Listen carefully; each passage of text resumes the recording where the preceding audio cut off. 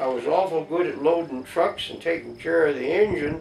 I never learned much in school because I didn't care for school much. In the oil fields since you were a little kid. Companies in those days that hired pumpers wanted them to have kids, boys. The pumper couldn't take care of the work, then the boys would get ditched to keep his job. And you got free labor out of the deal. I don't care what anybody says, this is the way it was done. And they were the ones that set the guidelines. Hire a pumper with kids, and then if you have a flow line leak, the kids can dig it up after school. At the time I was in the 4th grade, I got an additional job. When I got to school, the trucks would come into the refinery and there was no loader, so I'd load trucks. We had this little refinery up here running then. Distillate was used strictly for tractors. It would barely run in a car. And the distillate was sold at 1.5 cents a gallon, and we made pretty good money at it at 1.5 cents a gallon because they didn't have to pay tax on it. Well, Pa wasn't getting much sleep. So I'd sit there and he'd be on the bench. There was a bench in there and the shell would be running and the 2 boilers.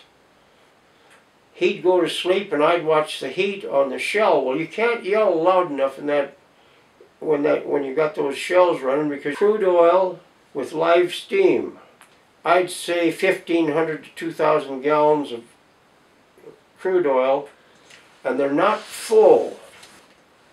High ends are going up to the top and up into the towers, and then in the towers they break out up there, and that's your gasoline, your diesel, and your stove oil as they break out at different levels. You heat that oil to 700 degrees and they run on vacuum. It just needs oxygen. Let's just say that up there in those stock tanks you picked up a little water, a cupful. Yeah. And that hits that.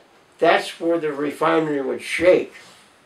Well, then you run, and there was a valve out there to the blowdown line, and you run and hit that. There was a piece of pipe on it, and you'd open that and just keep running. You didn't look back because you could have a terrible explosion right there. Well, as soon as that 600-degree heated oil hits the oxygen, it ignites. Yeah. It just needs oxygen. Well, then there's a fireball up in the air you can't breathe off of this refinery. Do you see what I'm talking about? Yeah. Well, that's when Ma'd be raising hell. We got to get out of this place. We've got to move away. Well, she never did get her way, and it would have been nice if we could have found something else. Well, my impression of the oil field is very hard work. My dad and I worked together on this stuff a lot. My mother worked in the office. I'd holler at her to get the bookwork done. You had to work as a family, and it was only one paycheck went to my dad.